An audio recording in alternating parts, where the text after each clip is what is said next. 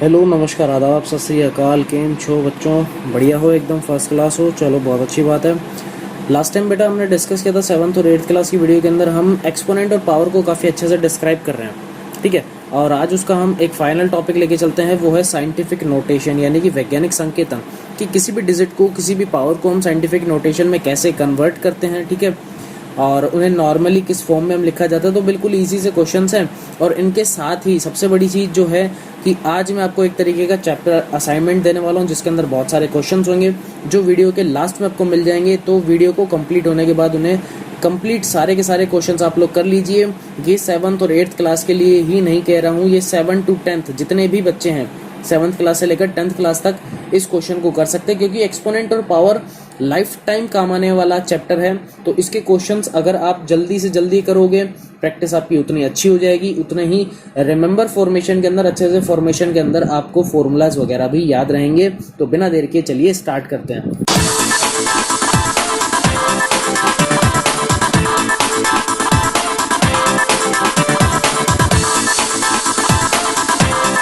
First question है हमारा scientific notation का। Is the number written in scientific notation. क्या इन नंबर्स को हम साइंटिफिक नोटेशन में कन्वर्ट कर सकते हैं? लेकिन उससे पहले साइंटिफिक नोटेशन में कन्वर्ट करते कैसे हैं वो इजी से एक बार सीख लो। अच्छे से ध्यान रख लेना, एक ही लाइन बताऊंगा, एक फॉर्मेशन एक तरीके से रिमेंबर रख लिया तो A to Z scientific notation के क्वेश्चंस करना बहुत इजी है। देखो करना क्या है, यहाँ पर देखो क्या लिखा हुआ है, 24 लिखा हुआ है। आपको कैसी भी डिजिट दे दी जाए, पॉइंट में हो, 2 डिजिट हो, सिंगल डिजिट हो और इनफाइनाइट डिजिट्स हो, उससे कोई मैटर नहीं करता है। डरने वाली बात नहीं है। आपको हमेशा एक चीज ध्यान रखनी है, वो ये है कि आपको पावर से पहले यानी कि एक्सपोनेंट से इधर ये जो डिजिट्स आपको गिवन होती है, इसमें से एक डिजिट आपको हमेशा रिमेनिंग करनी है। एक डिजिट तो आपको बचानी है। उस एक डिजिट के बाद हमेशा एक पॉइंट लगाना है। क्या करना है? उस एक डिजिट के बाद हमेशा ही पॉइंट लगाना है। सपोज मैं यहाँ पर क्या कर देता हूँ, अगर मैं एक डिजिट के बाद पॉइंट लगाता हूँ, लेकिन पॉइंट लगाने से पहले एक चीज थोड़ा सा ध्यान रखना, डिजिट कितनी है यहाँ पर 24 यानी कि 2 डिजिट्स है। 2 डिजिट है तो एक काम करो, मैंने 10 से डिवाइड किया और 10 से क्या कर दो, मल्टी कर दो, ठीक है। क्यों किया ऐसा? क्योंकि मुझे अच्छे से पता है कि देखो मुझे फर्स्ट डिजिट को तो रिमेनिंग करना है, पहली डिजिट तो मुझे बचानी है किसी भी हालत में। तो सेकंड डिजिट को मैं गायब कर सकता हूँ, कोई दिक्कत वाली बात नहीं है। तो एक डिजिट है, सिंगल डिजिट है, तो मैंने 10 से मल्टी किया, ठीक है, और 10 से डिवाइड कर दिया। ये 10 की पावर 7 है। थोड़ा सा ध्यान से देखो, बेस से देखो इधर 10 10 बेस इक्वल पावर्स क्या हो जाएंगी 8, तो ये तो बन गया 10 की पावर 8। और ये क्या बन गया 24/10, पॉइंट लगाना सिखाया तो ये बन गया 2.4। ये क्या है? ये है इसकी साइंटिफिक नोटेशन, यानी कि ये है इसका SN, ठीक है। 2.4 इंटू 10⁻8। तो आपको हमेशा ध्यान रखना है कि स्टार्टिंग की फर्स्ट डिजिट तो आपको रिमेनिंग रखनी ही है, चाहे कुछ भी हो जाए। देखो यहाँ पर 7 है, अकेली डिजिट है, सिंगल डिजिट है। मैंने क्या बोला, साइंटिफिक नोटेशन के अंदर एक डिजिट तो आपको रखनी पड़ती है। तो इसका मतलब 7 तो आपको रखना ही रखना है, तो बचा ही क्या? तो इसका मतलब इस वाले क्वेश्चन का आंसर ही यही है, क्योंकि एक डिजिट थी, उसे रखना भी है। अब इसके अलावा कोई डिजिट तो है नहीं, तो हम कन्वर्ट किसको करें? किसी को भी नहीं करेंगे। जैसे थर्ड वाले क्वेश्चन को देखो आप लोग, 8.9 लिखा हुआ है, इंटू में 5 का स्क्वायर लिखा हुआ है, ठीक है। तो ये हो जाएगा 8.9 इंटू में 5 का स्क्वायर कितना होता है 25। इन दोनों को सपोज मल्टी करना है। क्या करना है? इन दोनों को मल्टी करना है। अब मल्टी चलो करके देख लेते हैं। देखो सिंपल सा था, मल्टी करने पे कितना आ गया 222.5, ठीक है। अब सिंपल सा ऐसे किस में कन्वर्ट करना है भैया? साइंटिफिक नोटेशन में, यानी कि स्टार्टिंग की एक डिजिट रहनी चाहिए, ये 2 रिमेनिंग होना चाहिए।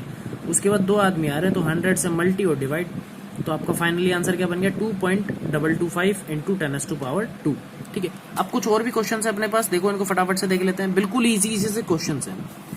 फर्स्ट क्वेश्चन है 54,000,000,000। अब देखो आधा काम तो इसने खुद नहीं कर रखा है कि 5.4 लिख रखा है, क्योंकि इसे पता है कि साइंटिफिक नोटेशन में कन्वर्ट करना है। तो स्टार्टिंग की एक डिजिट को अब तो आप छोड़ोगे ही छोड़ोगे, उसके बाद आप पॉइंट का यूज कर सकते हो। अब देखो यहाँ पर अगर मैं सपोज पॉइंट लगाता हूँ तो मेरा साइंटिफिक नोटेशन बनेगा, लेकिन 10 की पावर कितनी आएगी वो काउंट कर लो। देखो 1 2 3 4 5 6 7 कितनी आ गई 7, तो यहाँ पर क्या लिखोगे 7 लिखोगे। सेम ये क्वेश्चन देखो क्या करना है, आधा काम इसने कर रखा है, 9.8 तो बना रखा है इसने। देखो यहाँ पर काउंट कर लो, देखो अगर मैं यहाँ पॉइंट लगा देता हूँ तो उसके बाद काउंट करो। देखो 1 2 3 4 5 6 7 8 9 10 11 कितनी डिजिट्स हैं? तो ये आ गई पावर कितनी आ गई 11 पावर आ गई, ठीक है। अब नीचे है 72,000।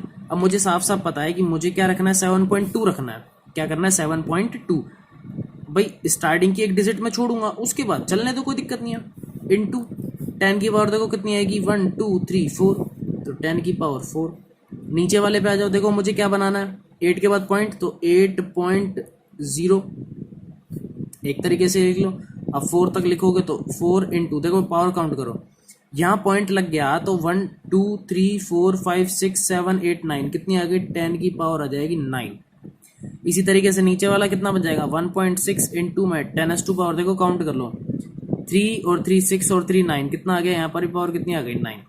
तो इस तरीके से इजी से क्वेश्चंस थे। ये जो था, ये चैप्टर था हमारा साइंटिफिक नोटेशन का, बिल्कुल इजी टॉपिक था, और फाइनल टॉपिक था एक्सपोनेंट और पावर्स का। अब मैं आपको एक तरीके से चैप्टर असाइनमेंट दे देता हूँ, बहुत सारे क्वेश्चन अब मैं आपको घर के लिए करने के लिए दे देता हूँ, ठीक है, उन्हें ट्राई करो।